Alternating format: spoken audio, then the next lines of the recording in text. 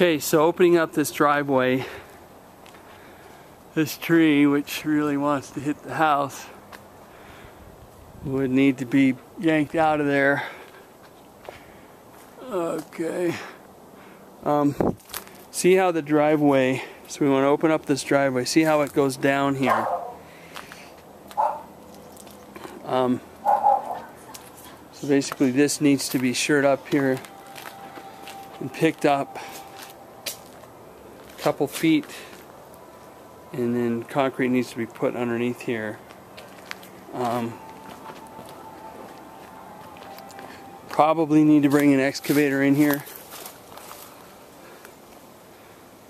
Hopefully, you know, this wood, which is good and solid, can be saved.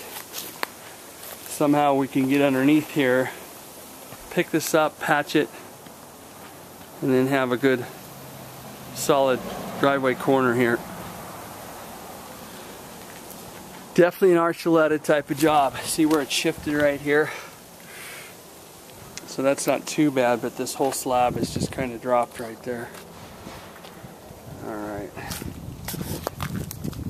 See what we have there. Alright.